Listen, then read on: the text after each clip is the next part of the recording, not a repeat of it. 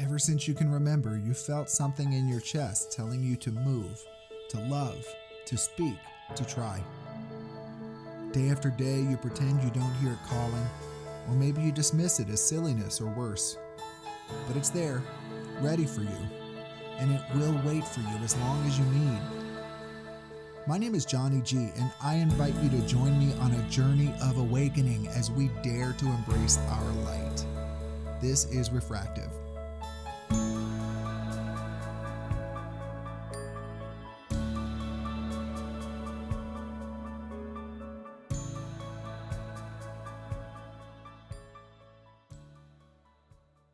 Hello, everyone, and welcome to another episode of Refractive. I'm your host, Jodie G. Today, I'm welcoming Jodie King to the podcast. She is a professional artist and a self-proclaimed wild woman. Jodie didn't start painting until her mid-30s, but what came out of an inspiration to just give it a try ended up being remarkable. Today, she has hundreds of paintings sold and has gathered a global audience. She's worked with thousands of artists around the world. She's a successful entrepreneur, mentor, and speaker, and she's on a mission to help others discover spiritual growth through the healing power of art. And as you all know, that's our sweet spot here. So welcome, Jodie. It's wonderful to have you with us. Such an honor to be here. Can't wait to get into this conversation. Yes, you know, the idea of creativity and spirituality is really important for me. Early on my spiritual awakening path, I had come to this aha moment that one of my primary responsibilities on this earth, in this life, is to harness creative energy. And there's a million ways to do that, from reproducing to creating art to dancing, right? There's just so much opportunity for it. And so when I saw you and your story and how you use your art and your creativity, not only to thrive, but to grow your inner life, I was like, oh, this is somebody that belongs on Refractive. Oh, I couldn't agree more. I think this is a perfect fit. And I think what surprised me, at least, is that most people don't consider themselves creative. And I think I would have put myself in that same box. So, it's not uncommon, but there was a study done where they went into kindergarten classrooms and they said, now there's artists and there's creative, but I'm going somewhere with this.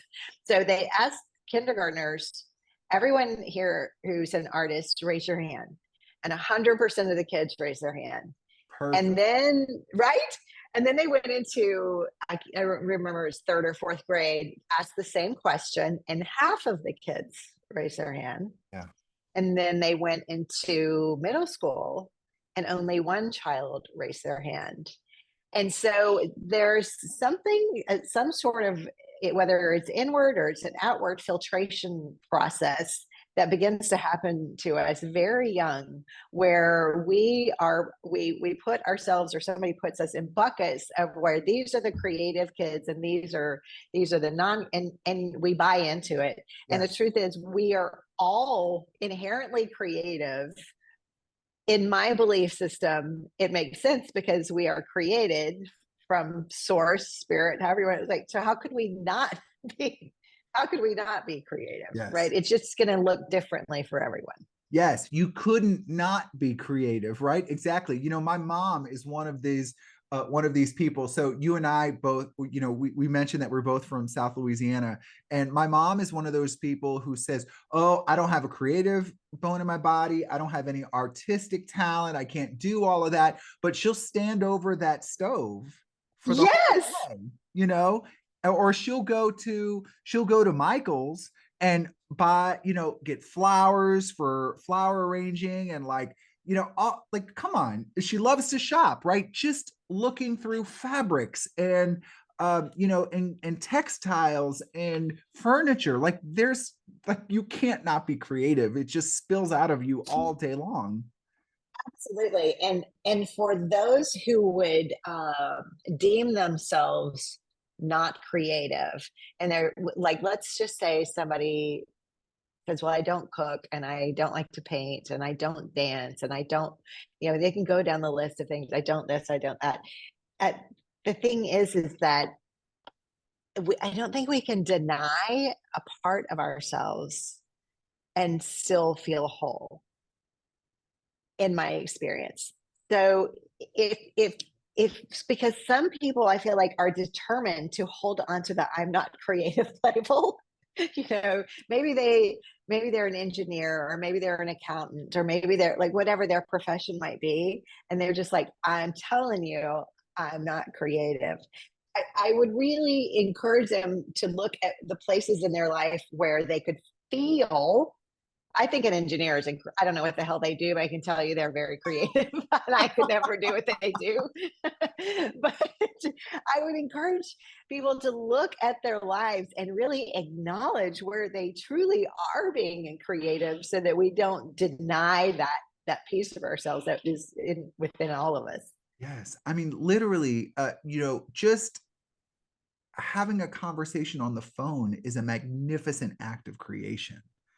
Choosing Absolutely. your words, like picking out a greeting card for someone is an act of creation. Like you can't not create 24 hours a day. Exactly. Yeah. Yeah. Yeah. So you tie the you tie your creative power to your spiritual growth. And Mm-hmm. I love that. I'd love to hear your perspective on how you connect spiritual growth with harnessing your creative power.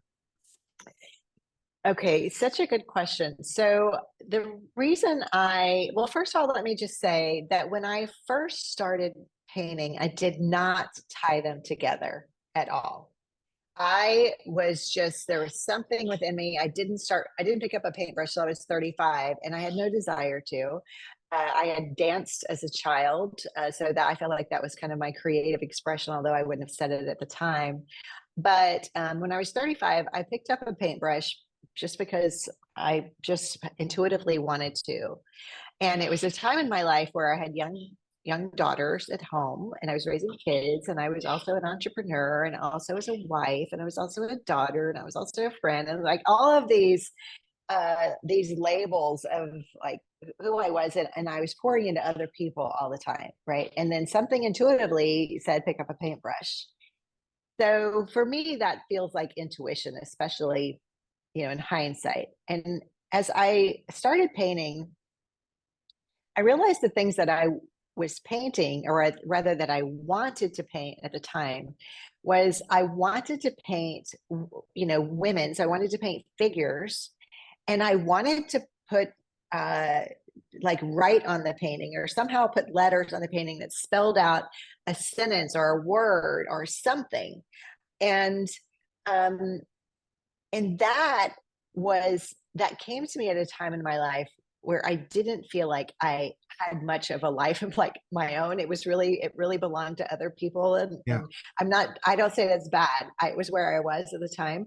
But I did need that for myself. And years later, when I really decided I wanted to truly make this, I wanted to elevate my art, because I didn't have any formal education in art training. When I decided to get a mentor, she asked me, one of the first questions she asked me is, why do I paint? And I was like, well, I paint because it's fun and I find it relaxing and it's time for me. And she said, okay, well, why not dance? She knew I was a dancer. We talked about it. Why not gardening? Why not cooking? You're from Louisiana. Why not that? Why painting? Why that? And at first, it irritated me that I was needing to dig to find that answer, Yeah. because why couldn't just having a good time be enough? Yeah. But really, remember, I wanted to elevate my art. And so what I came to after weeks of digging was I didn't feel like from a very young age, did not feel like I was seen or heard. And so having a painting, having a physical representation on the outside of me felt like I mattered, and it felt like my voice was there and I was being seen and I was heard. And so when I realized that, when we got on a call and I said, I think I found what it is. And she was so excited. And I was not excited about that at all. I thought that is so pathetic. It, I, that I, it felt selfish. Yeah. Like I need to be seen and heard. It felt very selfish. Now I realize that's everyone's basic need, right? Right. Is to be seen and heard. Yeah. I just happen to have the gift of finding that out about myself through art Yeah. and through this process. So I was so grateful that I stayed with that, with the why around it. And I think that it's the case for so many artists, especially the ones that I work with that come to me. We do workshops or we do it online, whatever it might be, is there is an inherent need to be seen and heard. And we don't want it to be ugly. Like we want to, there's a way to be, because you can just fully express yourself on a canvas and it is ugly. It is not attractive. Yeah. We want to be able to express ourselves, and we really wanted to turn it into something that we're proud of. And Yes. that to me is the biggest reflection of our lives. We can Mm. go through, like your story, right? You can go through such terrible, horrible things, but if we can turn it into something that we're really proud of and it gives us purpose, it's so that's why I link the spirituality with the art. Yeah. And so what do you think has surprised you along the way? What surprises me often is what's on the inside that comes out on the outside Okay. Oh, that yeah, tell me. I didn't realize was there. So I had a teacher when I was 13 years old or 14 years old. I was a freshman in high school. And every day that we got to class, he said that for the first 10 minutes of the class, we were going to write. And that now it's called, okay, I can't remember. Anyway, it'll come to me. But we were supposed to really not pick up our pen very much. So we just had to stream of consciousness. Sorry, there it is. Stream of consciousness writing. Now I know that's what it's called. He didn't call it that. But so we would sit down for 10 minutes and we would just write whatever's on our mind. Yeah. If we are like, I don't know what to write, you write, I don't know what to write. And what that training did is it helped me to take what was on the inside of my body and to turn it around and put it on the outside of my body in Yeah. an unfiltered way. So you were asking what surprises me. So now I use the same thing. It's just instead of a pen and paper, I'm using paint or I'm, using charcoal or whatever it might be. And sometimes the things that come out of me surprise me. Yeah. Like it could be a lot of profanity, which maybe doesn't surprise me that much. That's just Tuesday. That's just a random Tuesday. Yes. But sometimes I'll write things and I'll be like, oh, I really didn't realize that I felt that strongly about that. I didn't realize that hurt as much as it hurt. Ooh. So, and sometimes I'm surprised, when there's phallic symbols on the painting or, whatever is kind of mirroring back to me. I'm surprised all the time. And I work really, really, I wouldn't say I really try to be very conscious of not self-editing, because when you see some of the art of the greats, it is so unedited. It is just a free expression. Yeah. Yeah. I arrived at I don't know, I guess I ended up on my spiritual journey as a part of my work in 12-step recovery. And as a part of that, there is an inventorying process that happens. And one of the things that I learned that shocked me, and it sounds parallel to you about like what's inside comes out and you had no idea it was there, was that I was rageful.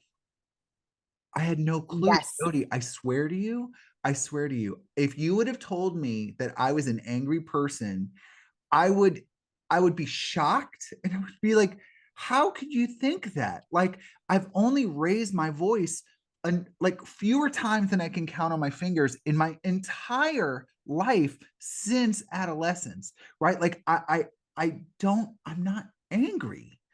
And there was so much rage inside of me.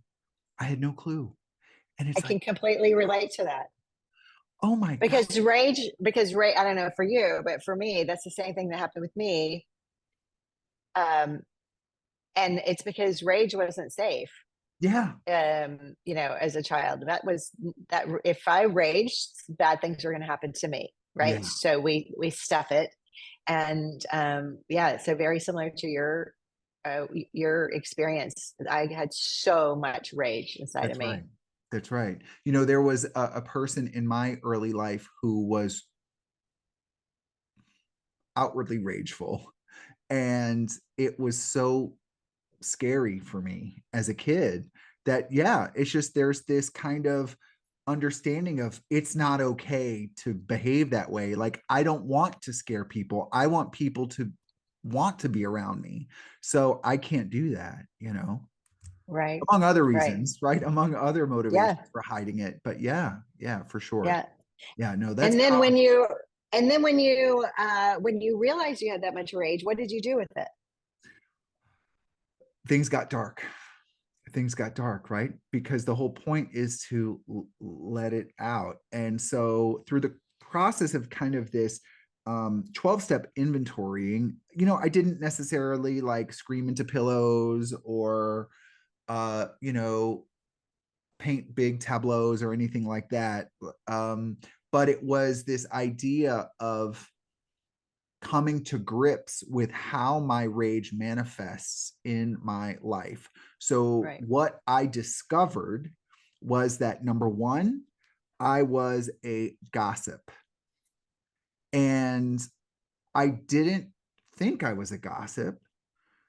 But like what would happen is somebody at work would make me angry, and I would go around to everyone and like in this under the cover of being helpful, quote unquote, I would say, oh, Marsha's having a rough day today. It'd be best to kind of just steer clear of her and just give her some alone time. Right. So it sounds like I'm being really helpful and nice, but I'm really getting back at Marsha for making me angry. And so I learned that I had all of these socially acceptable ways of letting my anger leak out unhealthily. And by understanding that, by seeing it clearly, the awareness alone reduced my reliance on those expressions of anger. Yeah. I completely relate. And that is I always feel so grateful that I do have my art and I do have uh, a vehicle to appropriately express my rage and my anger. Yeah. Because a lot of people don't have they don't have access to it, but they just don't even think about it. Right. Yeah. No. So I wonder, since this is really kind of your key space, other than this very primary level of using art therapeutically to express what's inside, how else do you think listeners can channel their creativity in a healing way? Do you have any advice or experiences or suggestions? Well, I feel like the best healing comes with to your point, with some awareness, right? Just some sort of awareness that something is amiss, something is not quite right. And maybe your listeners don't feel like they want to go straight into buying canvases and buying paints. Like they don't want to waste money, or they don't know what they're doing. But I would say that one of the things that's helped me tremendously, and I also teach other artists, is to get a journal. And within that journal, maybe people are like, well, I don't like to write. It's like, that's okay. This is great news, but get a journal that has some thicker paper that can hold some wet media, right? Yeah. Okay. Get a journal and get some, I don't know if it's colored pencils or if it's a Sharpie or if it's charcoal or whatever, crayon, whatever you have in your house. If you've got paints, fine, but get into that journal and see if you can express something that feels true and honest. So here's an example. So let's say you are feeling really low and you're really feeling quite down, then it's not going to feel so great to just go in and, get early into the, scratching into the paper or to, get really, really angry with the paper. So start with where you are. And maybe you start with a pencil or crayon and you just start drawing, loop-de-loops, and you just start putting and you stay in that and you just convey on the paper some way of what you are feeling on the inside. Yeah. Sometimes it's helpful if you choose a color that you feel like resonates with you. Maybe it's an angry red, or maybe it's black, or whatever that is. Try your best to convey what you're feeling on the inside.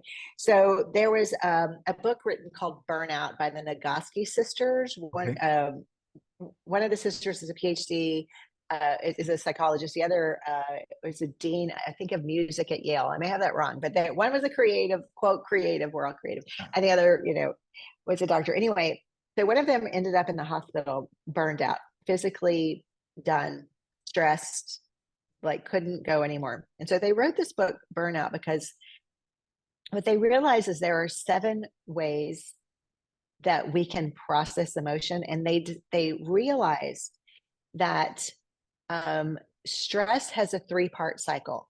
Oh. The first part of the cycle is the incident or the trauma or whatever it might be that causes the stress. So that's the first part of the cycle. The second part of the stress cycle is it gets into our bodies, right? That rage, that whatever that is, it's in our body. Yeah. The third part of the cycle is we move it out. Okay. So if we don't move it out, it sticks in our bodies. It becomes addiction. It becomes, whatever, it becomes disease. It becomes whatever it might be. But the great news is that of those 7 things they realized that could move stress through your body and out, one of them was creativity. Yeah. So and I mentioned this because the others are like, one of them is crying. Well, sometimes you just don't even have that, right? You're so apathetic to life. You don't even have that. Another one is exercise. Well, who the hell wants to go exercise if you don't even want to get up off the sofa, right? There are several ways, but creativity is one of them. So just start. I would always say start with a journal, start with any kind of creative things you have on hand, and just start. That's beautiful. I like that. I like the idea of having a journal. I mean, most of us probably have a journal that was gifted to us at some point, or we picked up at a conference and we've never used it. And it's just an empty, nice book that we were like, well, I can't throw this away, but I don't know what I'm gonna do with it, Yeah. Or there's a leftover spiral notebook that I never used somewhere. There you go. Right. And I often hear, well, I don't want to write. I don't like to write. I'm not a writer. I'm like, okay, you don't have to write in the journal. You can do whatever you want in the journal. Yeah. Yeah. One of the first, one of the first spiritual exercises that I was asked to do when someone I really looked up to spiritually, I didn't know how to build a relationship with, let's say, a God of my understanding. I didn't know what that meant. I didn't believe in an entitized deity. Like, I didn't think I was being taken care of by anything. I just felt like, my idea of God was just the power of the universe. Just the power of the universe. Like, that's all it is. Yeah, exactly. Just the power of the universe. So I started listening to podcasts, and there was this woman who had a spirituality podcast, and she said, I challenge you to draw God. And I'm like, that's nonsense. Pop, pop, pop, pop, pop. Like, what? I'm not going to draw God. Like, that's ridiculous. And she went on to talk about the many ways that that exercise could take shape, whether it's, you know, nature, or whether it's just abstraction, colors, shapes, whether it's just, you know, feelings that come out, or whether it's, you know, scenery or whatever it might be. And so this idea of having stuff inside and letting it seep out through my creative power feels like, that feels really true to me. It feels like a beautiful way to um, just to open the door to healing and growth, and, you know, I don't know, maybe even self-compassion. Yeah, yeah. You know what I love? I love a lot about that story, but one of the things I love about that story is it ties back to kind of how we view ourselves when we're younger versus how we view ourselves older. So this person asks you, you know, to convey God, right? And so have you ever heard this story about a small child, and it was an art class, and the art teacher came over, or the teacher came over, and this child had drawn a picture, and the teacher said, who is that? And the child said, it's God. And the teacher said, oh, sweetie, no one knows what God looks like. And the student says, they do now.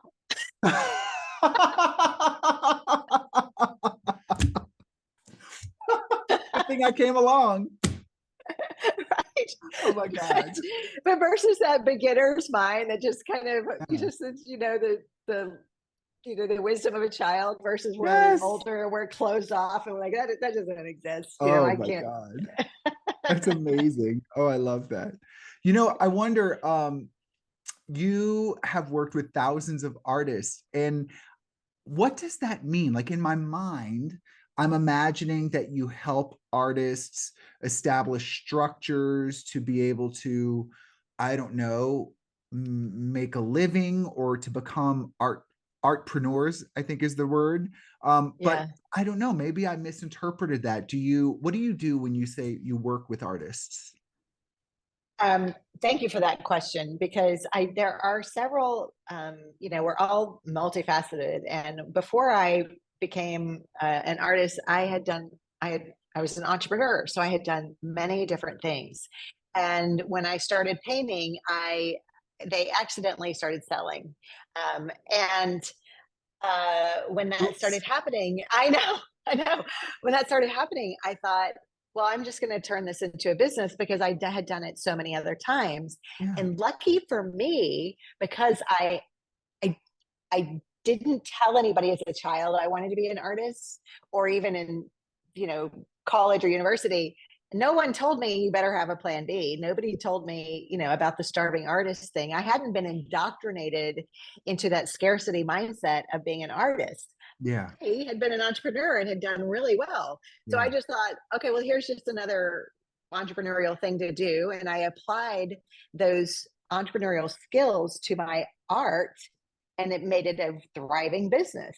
Yeah. So now later, fast forward, now I've been doing this over 20 years, but in probably the last 5 years, I have been helping artists around the world teaching them those skills that I use, and turn their business into an art business. Not everybody wants to do that. That's totally fine. But if they want that, that's one facet of my business. Yeah. And then the other facet of my business is I also help people express, I coined a term, honest art. I help people create their own honest art and turn it into art that they're really proud of. So I have online courses, I have workshops, I teach workshops here in the US and around in other places internationally. So either through artists taking my courses and working with them through there, or like right now I'm hosting a boot camp, and I've got artists from everywhere but we're online together twice a week for 6 weeks. So over all of this time, I've been lucky enough to work literally with thousands of artists and helping them either to grow their business, Yeah. or not. It's not or some people need more support with making stronger art, or their business or both. Yeah. Okay, great. That's amazing, because it really the idea of taking my creativity and turning it into a revenue stream I mean, for me, I don't mean to imply that it would feel like this way for everyone, but gosh, it just like feels overwhelming. It just feels like too big for me. And so Yeah. I love that you're like that child who was like, well, good thing I came along because I did it. Right. Like, it's only Kind of. hard if you believe it's hard. You know what I mean? Like, no, it's probably hard it's only impossible if you believe it's impossible, otherwise just go. Absolutely. And let me tell you, one of the best benefits of having worked with thousands of artists is that I have seen so many incredible, successful artists. Like, I've seen it really work, and artists like make bank doing really well. And so what that does is it reinforces, they say you have to believe it before you can see it. Right. Or, and other people say you have to see it to believe it. I think, to your point, you have to believe it Yes. before you can see it, because running any business, there's some ups and downs. And so you Yes. really got to believe this is possible. So one of the great things is that I see in real time with real artists how possible it is. It just reinforces that this is so doable. Yes. And I imagine, But go ahead. well, I'm sorry to interrupt you, No. but I was going to say, but a lot of people are afraid to do it because they are worried that their creative passion will turn into a business, and then it will lose some of the allure that it has for them, because now it's a business and now it's not as fun anymore, right? And so to that I say, you're going to have to choose your hard, right? So it's going to come with some struggles if you turn it into a business, right? You're going to have to learn how to block your time, to reserve your creativity. That's going to come with some hard. Yeah. Or you can do the hard of not following your passion and following what you feel called to do. That's right. And living with that the rest of your life. So choose your hard. It's going to be hard either way. That's right. That's right. And earlier in my life, I would have just been baffled by the idea of how does someone just start making a living from their creativity. Now that I'm a coach and I work with people, like, I know that there's a million different ways, and not every, like, I don't need to go mortgage the house to open a gallery. Like, that's not right. There are many, many, many goals that I can set, and I can set a 3, 5, or 10-year plan. I can keep my day job for the next 5 years and transition slowly to this other path. I can just work online. I can, like, there's a lot of ways. And I imagine, people don't know, you've had the luxury of seeing all the different iterations of what it might mean to support yourself from your creativity. And I imagine that's a valuable service for people who are just overwhelmed by the idea. Yes, I am very grateful for that. And to your point, what one artist does in their path, to creating a business does not have to be what another artist does. You can just tailor it to what feels right for you. Some artists want to participate in art fairs, and they want, whatever that looks like. Other artists are like, nah, I'm not into that. I don't want to travel. I don't want to set up. I don't want to, another artist might be, I want to really get into licensing. I want to be able to license my art. Like, absolutely. But another artist just will have no interest in it. So it can look different for everyone. And if anyone tells you do this only, that's BS. You do what you run. Exactly. Run. Yeah. Great. So as we kind of come to the ending part of the episode today, who have been the spiritual guides and the teachers that have most impacted you on your journey? Well, I was as a kid growing up in the South, you really can't get away from JC. I mean, Jesus is Jesus is everywhere. And so I very much attribute a lot of his teachings to my life. And I think I wouldn't say, this is going to probably make some people mad, but I wouldn't class myself as Christian. I would class myself as a follower of the teachings of Jesus, Yeah. because he was all about love. And in fact, I did a piece, a painting with him, and on it I wrote, "I literally gave you one job." There's that text you were looking to like drive home the impact. Exactly. And I also wrote, "Don't make me come down there." Yeah. But so for sure, Jesus is one. But as I have, aged and grown in my spiritual journey, I feel like so many teachers are available to me. I love the work of Dr. Wayne Dyer. Yes. I also, love it. Is it Dr. Beckwith, David Beckwith? He has the Agape Church in California. But I also feel like some of my greatest spiritual teachers of all time were my two daughters. Yeah. Yes. So, I wouldn't have the spiritual growth or the personal growth that I have now without them. So it can look different for everyone. Every once in a while, I like to ask some rapid fire questions at the end of an episode. Are you okay if Let's I go. throw some at you? I think they're If fun. you're okay, if you don't know what's going to come out of my mouth. Listen, it's going to be an adventure for both of us. Okay. So, now that I hear that you have two daughters, I don't know how you're going to answer this one. So we're just going to throw you to the wolves. Who's your favorite person? Oh gosh. Me. I love it. Me. I love it. That's perfect. I've done a lot of work to be able to say that, by the way. Yes. That is not ego. That is just love. Yes. Yeah. How do you relax? Oh, I relax with meditation primarily and reading. Yeah. Where do you see God? Everywhere. What brings you joy? Being with my daughters, being with my favorite people, great sex, all of those bring me joy. Where do you? I was going to say that first, but I thought No, you know what? We already didn't call your daughters your favorite people, so we needed to throw a bone. Yes, that's right. Yeah. Where do you find grace? Oh, if I'm being honest, I wish I found it more within myself.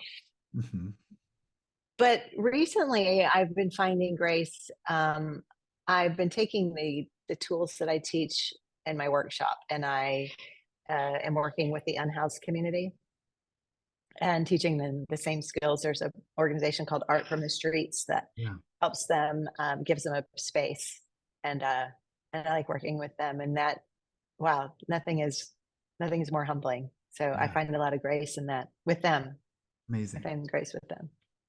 And lastly, what do you know for sure? Well, the older I get, I feel like the things that I knew for sure when I was younger don't apply.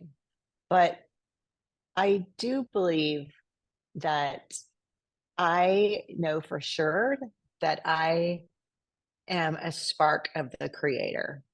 And because of that, I cannot help but to be love. Yeah. So that, I think, is unwavering. I can't imagine that would be something I would never be sure of now that I am. That's the stuff right there. Yeah, that's great. If listeners want to reach out to you to learn more about how you might be able to help them on their creative journey, or just want to know more about you, what would you recommend? Well, I would say I'm super crazy active on Instagram. And so they could find me on Instagram, Jodie, Jodie _King, or they could go to my website and check that out. And I do, like I said, I teach programs and workshops. I'll be in Italy. I don't know when this comes out. I'll be teaching in Italy in June. Love to meet you and have you join me there. And then in October, I have a memoir coming out called Messy. and that'll be out in October. So you could look for that. But yeah, join me on social, join my, check out my website. Oh, I forgot. Oh my gosh. I have a podcast called the Honest Art Podcast. Yeah, talk about it. So, well, it's where I talk about a lot of these things, and I share a lot of business skills, creative tips, business skills, stories, a lot of personal stories. So the Honest Art Podcast. The Honest Art Podcast. Yes. Great. And your website is jodieking.com, JODIEKING, yes. all one word. Yes. Thank you. Yeah, absolutely. Jodie, thank you so much for joining me today. This was just kind of it was kind of a nourishing conversation. I feel a little bit brighter afterwards. I'm so glad. And just thanks to your listeners. And I would love to connect with them again. All right. Everyone, thank you so much for tuning in to Refractive. It's always a joy to share this with you. And as you go out into the world and find all kinds of people just doing the best they can, remember to aim your light. Take care. You've been listening to Refractive Podcast, and this is Johnny G. If you found today's content uplifting, if you think it might make somebody's day better, give it a share on social media, click like, subscribe. All those things help to expand this podcast's availability to new audiences. I'm a speaker, a coach, and a facilitator based out of Washington, D.C., but I travel a lot. If you think I can be of service to you or to your organization, help people get unstuck or move into their authentic power, shoot me an email. My email address is refractivepodcast@gmail.com. Take care. Thanks for listening, and aim your light.